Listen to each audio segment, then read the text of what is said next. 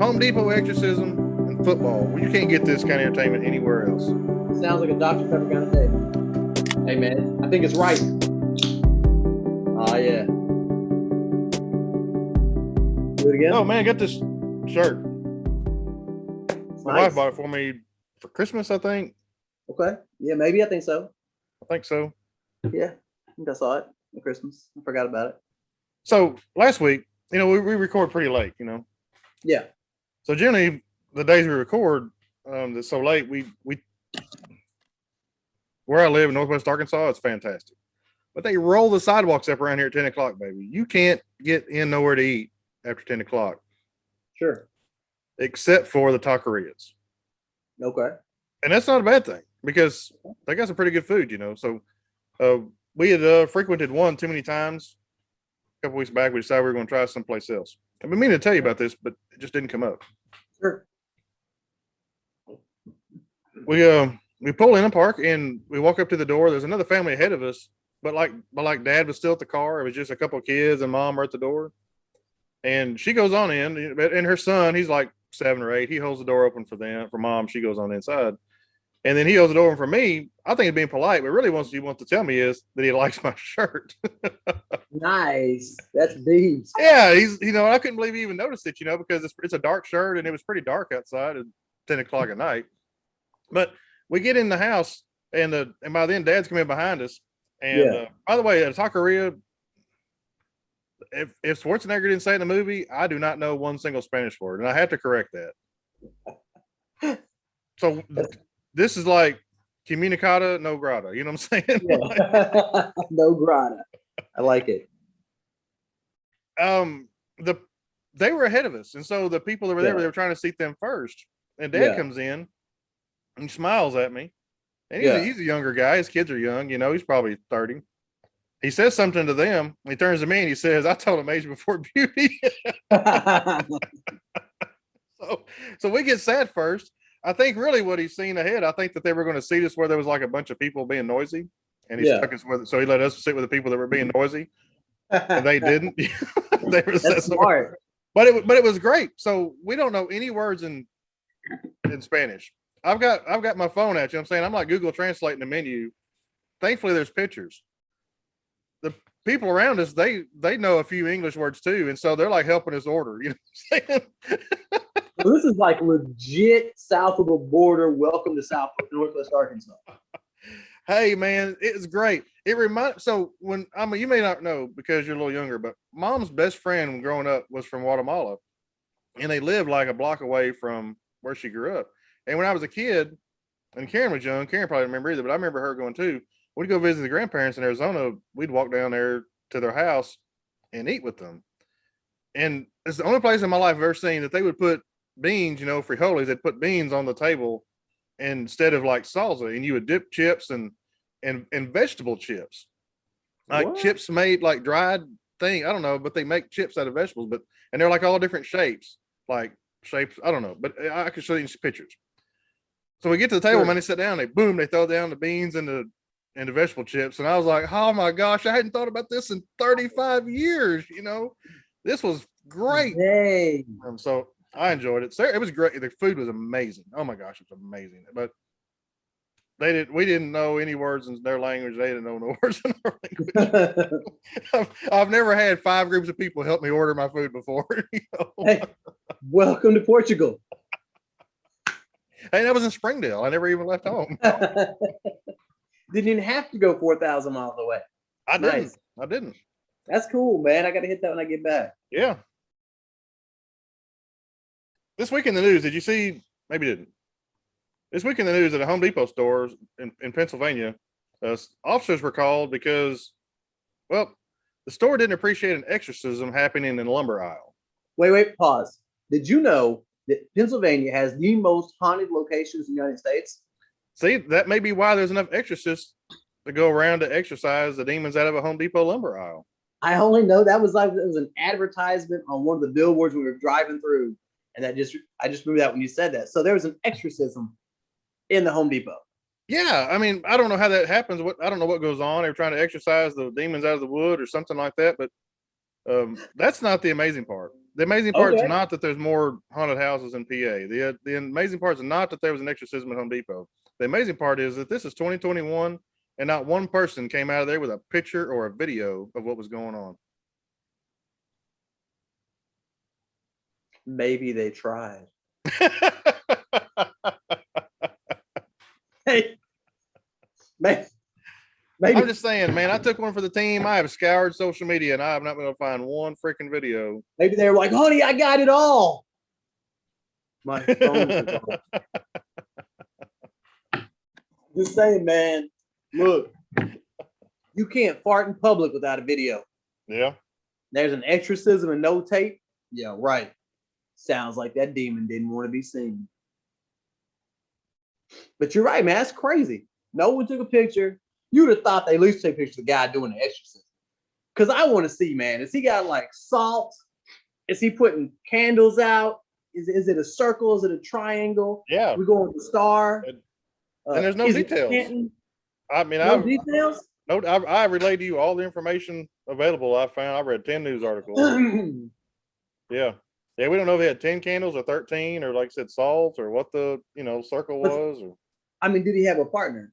There were a few of them. I don't know how many, but there was more than one person. This is a great time, by the way. If you have not read John Biggs' new book, it's about the supernatural. It's about exorcisms.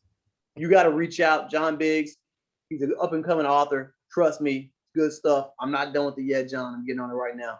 Excellent book. It will be available for publication soon. Very soon. Very soon. Check Audible. Probably before the end of 2020, before the end of 2021, you will be able to have it out there. Get on the ground floor. This guy's a beast.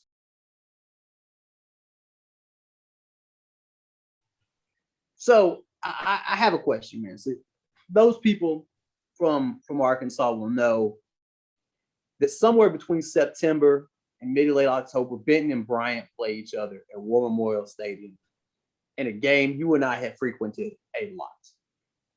It's a great game. Doesn't matter how good the teams are. You and I always pick the winner somehow. It's like the team we're cheering for. Doesn't matter. My question is, now that you're in Northwest Arkansas, you're on all those 4A, 5A teams, have you found a tradition like that up there?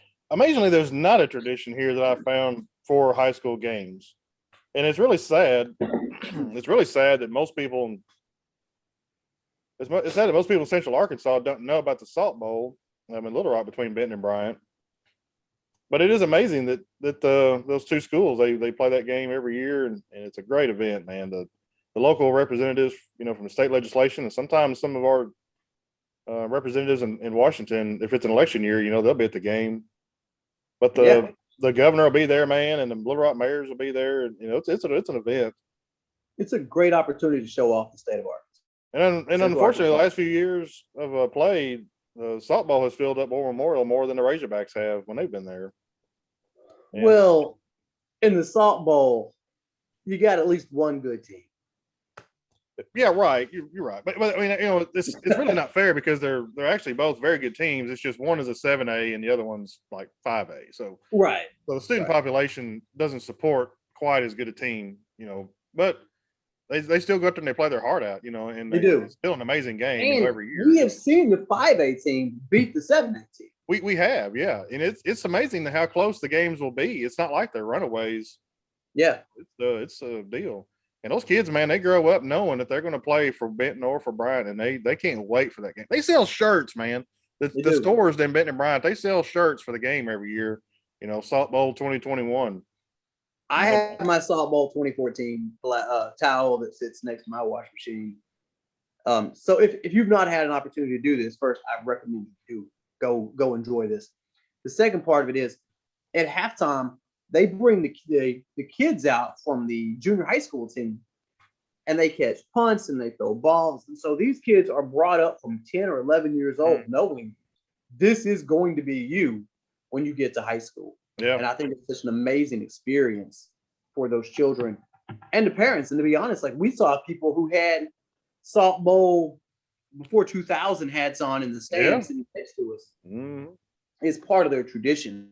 Yep. So I was hoping you were going to tell me yes, because it's a lot short of your house. I bet there's very few of them like that around the country, would be my guess. because it's a non-conference game. It's a exhibition. It doesn't mean anything when it's over.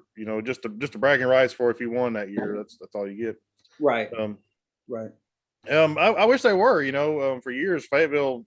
Well, we lived here anyway. We've been here for 7 years. This will be our 7th football season here. Goodness me, I can't live in that long. Except for 4 of those years, Fayetteville just dominated. Here and then the championship. Had some coaching problems. So they're not quite there yet. I mean, they're not there right now. I can't just be just a coach.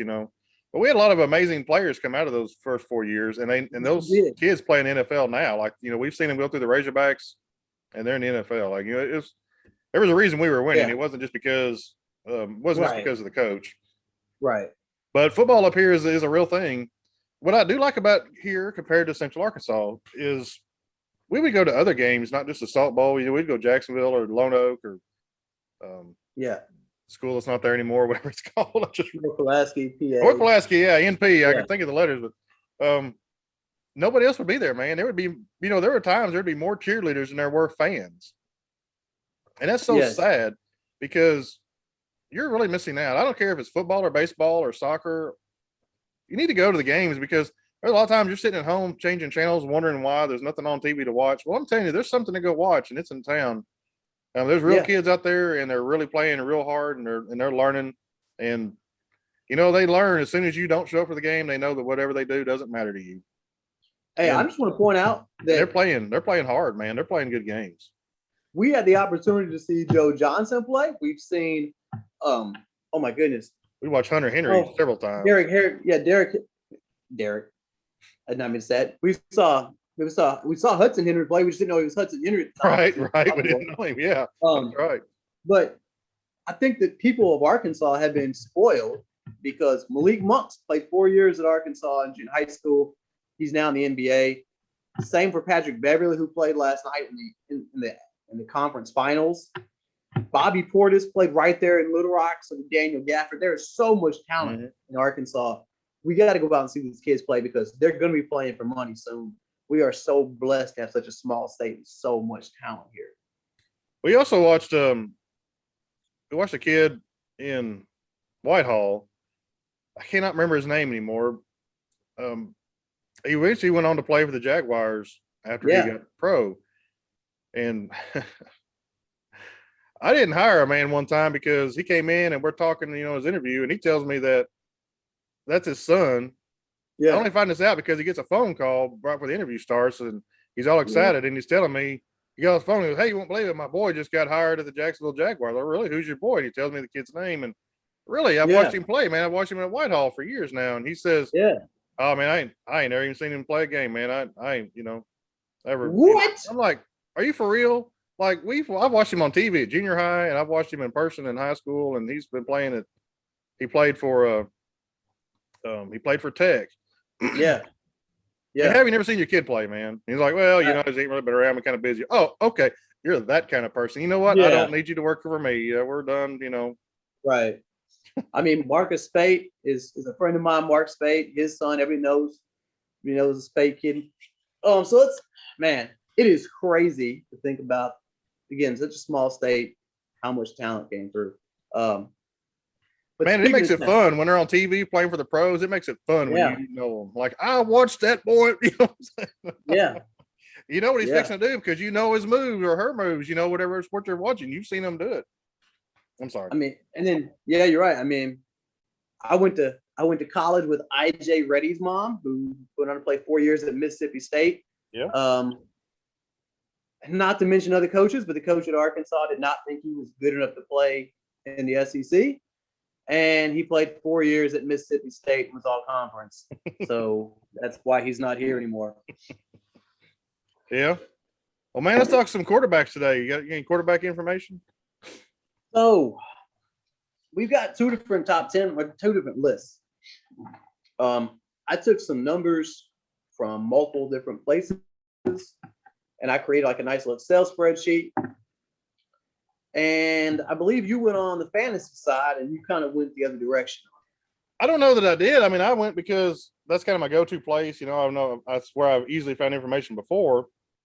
But I was amazed at the list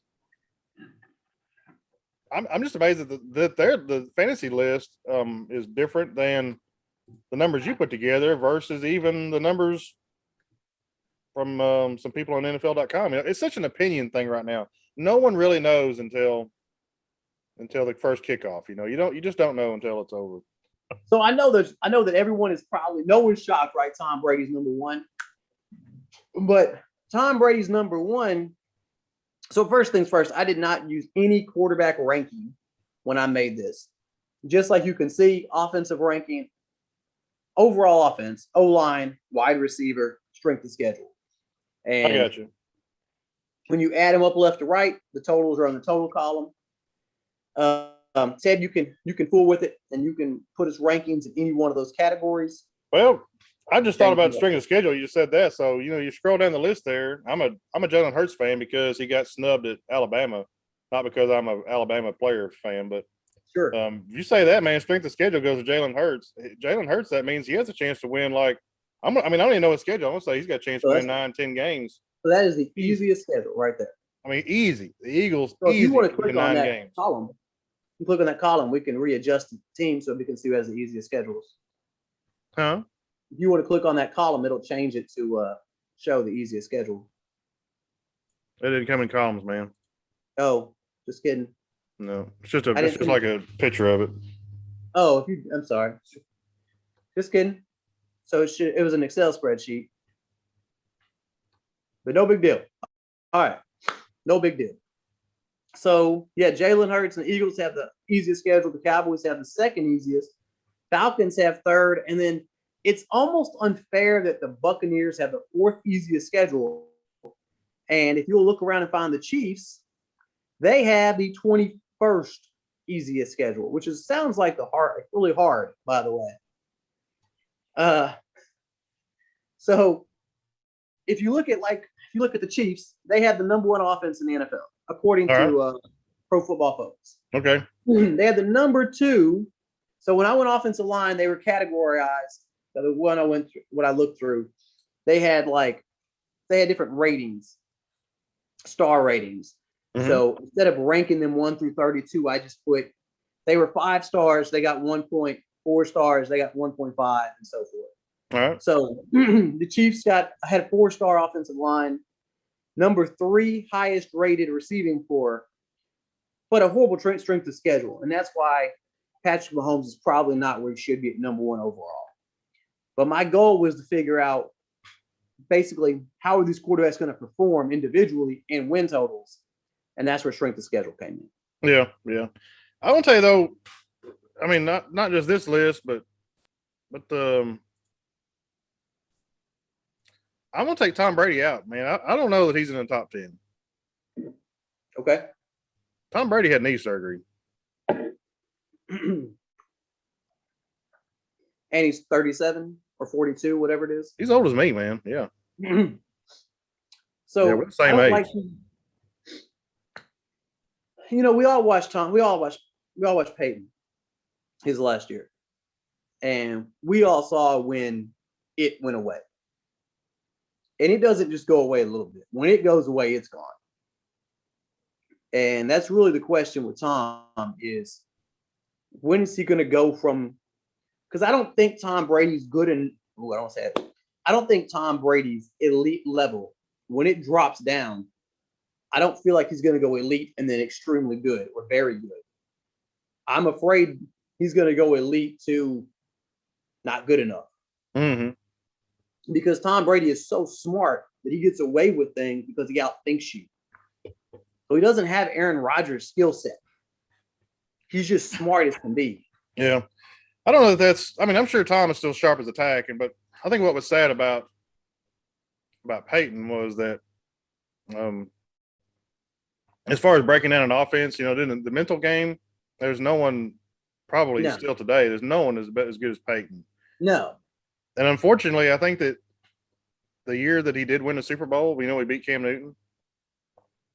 I think he just had lost his situational awareness to what was going on, like with the emotions and aspects of his teammates. It's not that the offensive line wasn't – they weren't the number one offensive line in the nation. They absolutely weren't even close. No. The defense won the game. You know, there was so many more Yeah. defensive touchdowns than there were offensive, but Sure. there were some drop balls. There were some interceptions. You know, Peyton gave the ball away a lot, but I don't think it's not because he wasn't throwing the ball to where in practice he should have thrown the ball to. It's just he wasn't really, you know, he didn't take into the account in his calculations what was going on with who he was throwing the ball to. That part of the mental game, situational awareness, kind of fell away. And I don't know that it's going to happen to Tom, but you know, Tom doesn't rush. You know, we've got these other numbers here that say Tom doesn't even walk forward with the ball. So Right. maybe his knee's not that big a deal, but I'm saying, man, a knee surgery and he's 43. So when I watched Peyton, what I saw is that he was throwing the ball to the spot that he knew the ball would go to. And instead of it going directly where he wanted it, it was off by a foot. And he didn't know it was going to be off by a foot. Right. Mm-hmm. I mean, and it just takes that. We're talking about this much in the NFL is not good enough. Yeah. I mean, and that's what I'm saying is Tom Brady has never had the elite level arm that some of these quarterbacks have. So if Aaron Rodgers loses a little bit over time, so he goes from elite to very good. Yeah. Tom Brady started out at good. I'm gonna say though, right now in the NFL, you don't have to even be very good, man. Look here, we got, I mean, Kirk Cousins, you know, Ryan Fitzpatrick. These guys still have a job. You know, why?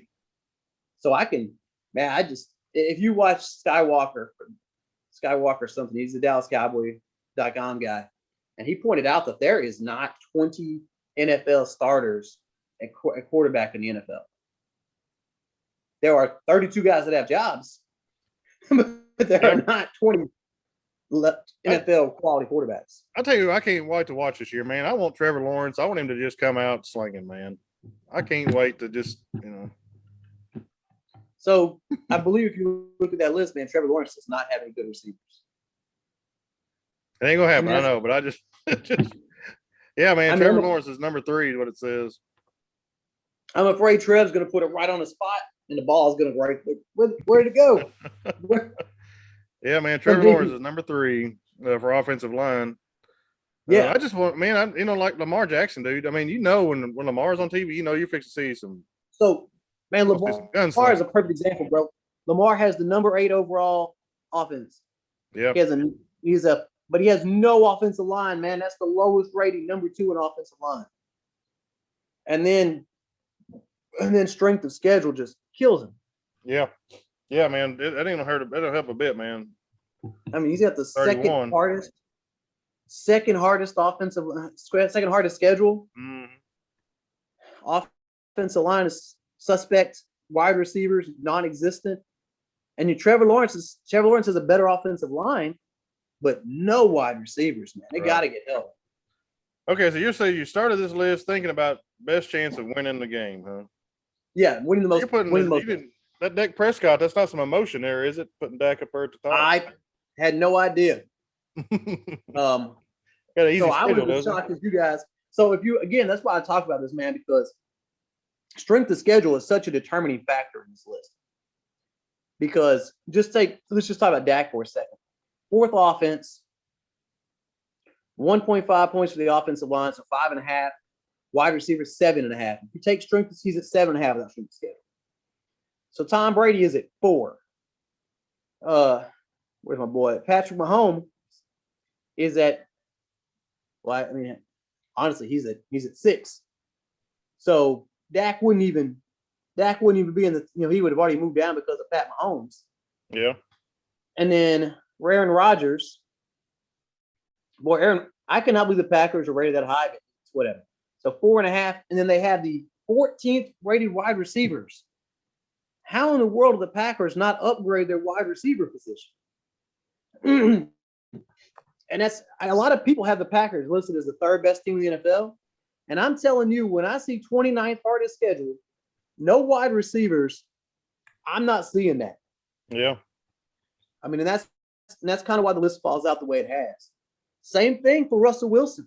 Russell Wilson is probably one of the top 3 or 4 best quarterbacks in this game. But top 10 wide receiver, 10th best receiving corps, and 22nd hardest schedule. I feel like you're going to see the Dolphins explode with the 5th hardest schedule. Like you said, Jalen Hurst has the easiest schedule, but no wide receivers. That's not going to help him. And the Vikings have another horrible schedule. I mean, yeah, I mean, who's not excited for the Dolphins this year? Isn't that great, man? I mean, the Dolphins haven't been good since I was in diapers. I mean, I don't know when it was. Dan, since Dan was on the big screen with Old Ace Ventura, Pet Detective. They sucked then. Yeah, it's true. Nobody could even believe they made a movie with Dolphins because they were horrible. That's true. It probably was the only place they could just have full access to the. Right. But the Dolphins, man, Tua has a 3 in the offensive line. That's not good, but it should get better. I mean, it's not that it's not great, but it's whatever. Tua can run. Mm-hmm. 9th best receiving core, not great, but better than average, and it's easy schedule. Yeah. I mean, to me, if you look, man, AFC East opponents, they are the first team listed in the AFC East. That should mean they got a good chance to win the AFC East. Who would have thought the Patriots would not even be in the conversation? Ain't nobody talking about them. No one's talking about them. So if you look right here, man, so let's just go down the list real quick. Yeah. Tom Brady's one of the usual suspects. Dak Prescott has become a fixture in the NFL. Josh Allen is elite. So is Patrick Mahomes. Matt Ryan. Man, they have the 3rd easiest schedule, Ted. Is this the year Matt Ryan wins 10 to 12 games with the Falcons? Could be. I mean, he should. He has no reason not to. Yeah. The Rams right behind them, but they have the 23rd hardest schedule. They're in the same conference, same division. Mm-hmm. I don't know why why it's so much different, but it is. Trey Lance, the rookie with the 49ers, as number 7. Terrible, not a good offense, 17th, but a great offensive line. Yeah. Good wide receivers and an average schedule. He might be a surprise just because of that. And then Drew Lock, and that's your Broncos, man. That's why I was saying. Their list is 8 on my board. Your offense is rated horrible, but your O-line is not. 2.5 is average. Good wide receivers, easy schedule. That's a crazy rating, man, for offense, dude. I'd start to question your numbers. I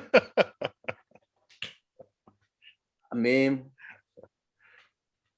hey, don't look at me, man. I took them from Pro Football Focus and NFL.com. Yeah. But with the kicker, though, man, the kicker with the Broncos is they're already behind the Bills and the Chiefs. Right. I mean, so you're the 3rd best team in your league, and you're number 8 overall. And then who's the 4th team? The Chargers. The 4th team, huh? The Chargers are the other team in your division. Right below that, Justin Herbert. Yeah. I mean, that's why the AFC West is so tough. Right. And the Raiders are around there somewhere. You're not they're still the doormat. I mean, that's just a hard place to be. Raiders. They're Raiders 28. Derek Carr. 3 out of 5, 3 out of 4 worst offensive line. Mm-hmm. Terrible wide receivers, terrible O-line. Yeah, I don't know how much longer the Raiders can ride before they got to fire the coach. I know, it's so sad, man. I just knew he was gonna get in there and do something. And they got a new stadium. You don't expect that to have been. It's gambling, They made decisions. Their decisions just weren't the right one. I mean, they just didn't work. I don't. So, man, you guys, everybody remembers when the Eagles hired whoever their coach was, not this one, the one before. And he traded like 3 first-round draft picks to trade up to get Carson. Yeah. And they asked him why he'd give up so much capital to get Carson Wentz. He said, you have a good quarterback. And he said, in this game, you are only as good as your quarterback. You don't think your quarterback can win the Super Bowl, you're going to get fired. And I feel like that, oh my goodness, what is his name? I forgot the coach's name also. I feel like that he went and talked to Derek Carr and he was like, man, I think Carr can get me to where I need to be. I think he thought, well, man, it's hard to find a quarterback. This guy's good enough. And in the NFL, if you don't have a quarterback that can win you a Super Bowl, you need to just keep looking. So last year, last year Derek Carr had 4,100 passing yards, 27 touchdowns, 9 interceptions, That's not bad. and That's not bad. and 3 You said rushing 27. touchdowns. Yeah, I mean he had a pretty solid deal, you know. But I mean, with that said, though, his I mean that just wasn't good enough. It's just not enough, man. No. 27's about 27 is at the bottom of the top 10, but he's not even the top 10 on the list here. Actually, you said 27 touchdowns and nine interceptions. You're right. 3-to-1 is not good enough. 3-to-1 touchdown interception ratio is not good enough. The 9 picks isn't bad, but you got to have a lot more than 27 scores. Yeah. But I don't know. I don't know why he's still there. But probably the reason why he's still there is because there's not 20 top 10 player quarterbacks. They're not. There is not. And hopefully there is now. You know, we've got this good draft. We had a lot of good quarterbacks come out. But when I look at Derek Carr's numbers, I guess it's just the enemy you know versus the enemy you don't. But I mean, you just wonder why the Razorback quarterback didn't get drafted as a quarterback, because some of these guys, man, they're just not there. They're just not putting the numbers up. You know, unfortunately, like even Lamar Jackson, man, he only had 2,700 passing yards. Man, that just don't cut it. These other guys, there's guys here in the top 25, way down, that have more than that. He did run for 1,000. But he did run for 1,000. That's true. I mean, he ran for 1,000. So I mean, he did put some numbers up. 3,700. So he counted for 3,700 yards. Carson Wentz, man, like, come on, dude, 2,600. You know, he's not there anymore. When was he? Cut him free. When was he? He wasn't an Eagle. He's gone. That's the other thing too, is he had 2,700 yards, but he didn't play the last 6 or 7 games. Oh, okay, all right. Well, that makes sense. Because Jalen Hurts took over. Yeah. But and he's a man. Jalen and Tua, man, I love watching them boys play. Me too. Yeah, I just said I don't like Alabama players, but I love watching Jalen and Tua. So the Eagles, man, set the table. The Eagles have showed the world that in the second round or every draft, maybe not every draft, but you can never have too many quarterbacks that are young. No. Because, man, Carson Wentz wasn't playing right. They popped in Jalen Hurts, and all of a sudden they're a different football team. And, man, as a Cowboys fan, like I've screamed for years, we've got to start drafting quarterbacks in the 7th round or unrestricted free agents. Mm-hmm. You have to draft quarterbacks somewhere. You got to have a project quarterback you're working all the time. Right. So right here, Josh Allen. Here's my favorite numbers, man, because this is just what happened in the past. This is the 2020 season. This is just what they did. But like you pointed out earlier, they doesn't have their completions on this list, which really does stink. I wish they had the completions. That doesn't tell the whole story. And yeah, man, we've got Josh Allen at the top, but you kind of look at the numbers, and his rushing touchdowns are only what put him ahead.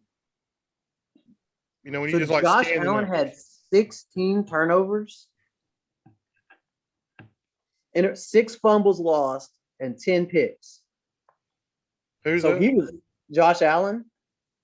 6 fumbles, interceptions, and 6 fumbles. Yeah, 16. So he gave away the ball 16 times compared to the 7 of Aaron Rodgers and the 16 of Kyle Murray. Mm-hmm. 8 of Patrick Mahomes, 10 for Deshaun Watson. Man, what? I'm not trying to go off the rails here, man, but what happens with Deshaun Watson? He's already said he's not going back to Houston. Really? Yeah, he's done. Oh, man.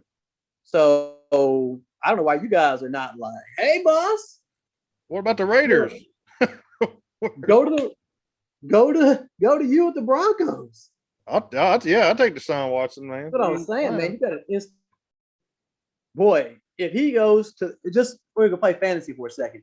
If you got Deshaun Watson, you're talking about 3, maybe 4 really good teams in your division. I mean, goodness me. All right. So Not to be then, fanboying, but man, look at old Russell Wilson, dude, still yep, there. I know. Oh, Russ, man.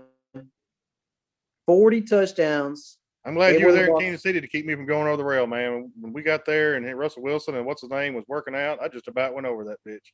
I never I in my know, life man. I ever want to run on a field, shake somebody's hand before in my life.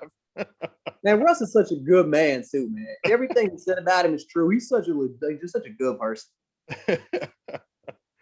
Man. Dang, dude, I didn't realize that Kyle Murray rushed for 819 yards. That's crazy. this this kind of puts it in a different light, when you start thinking, Josh Allen caught a pass for a isn't that crazy? touchdown. Yeah, Man, oh, Josh, what a crazy cat. I really like Josh Allen, man. He's fun to watch. yeah, I He's a love lot Josh of fun to Allen. watch. Yeah, Tom Brady, way down there at the bottom with 4,600 yards. He gave away the ball 13 times. I love 3 that. rushing touchdowns. I love that positive rushing yards. I didn't even think he was going to come up with 6. All for touchdowns, sir. That's true. Yeah, he walked in a couple times. Okay, so he pushed it over the line. So Yeah. I got you. I'm with you now. So 40 touchdowns, counted for 43 touchdowns, 4,600 yards. Got you a whole 6 more yards there and a fumble. And then Justin Herbert.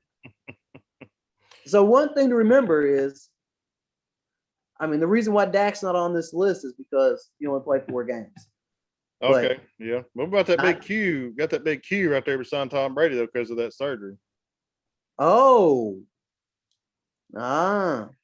So, man, I got to tell you, man. So, man, Lamar Jackson. I love Lamar.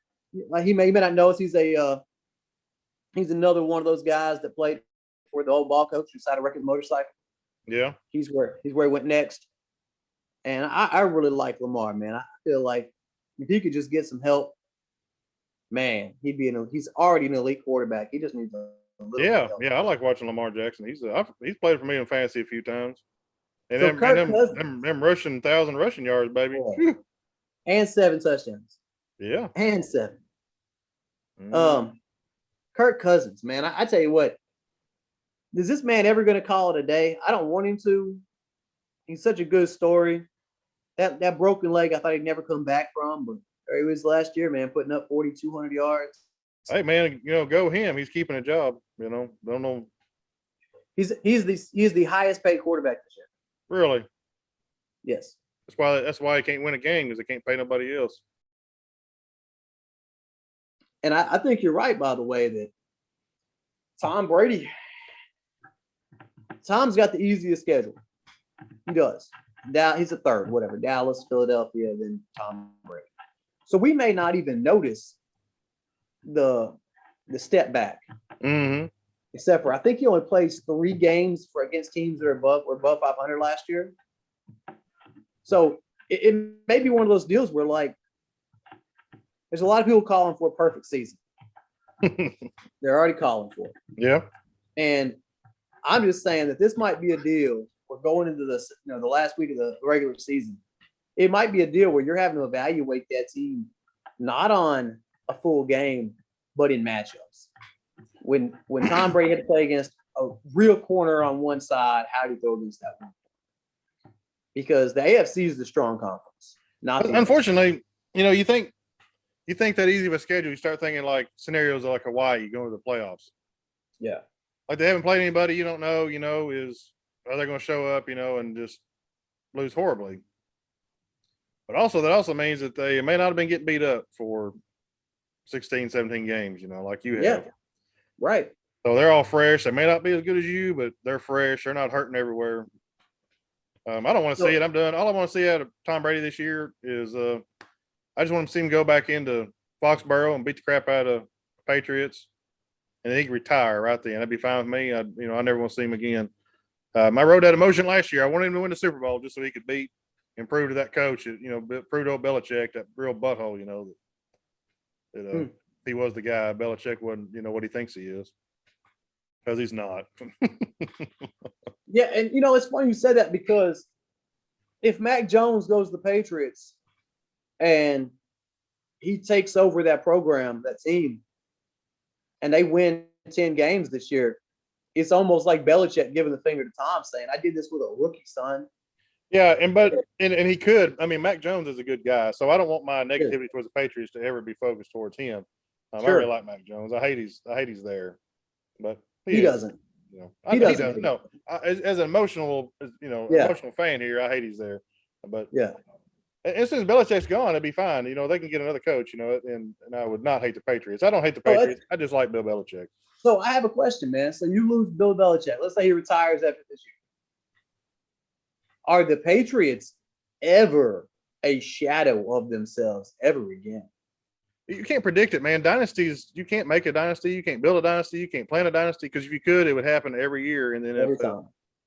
And really, if you look back over the last 20 years since Dallas, was winning all the time, Dallas has impressive numbers. Dallas hasn't been in the Super Bowl, but Dallas has impressive numbers. They haven't been a losing team. We leave that for the Dolphins, and there's other teams that have just had horrible.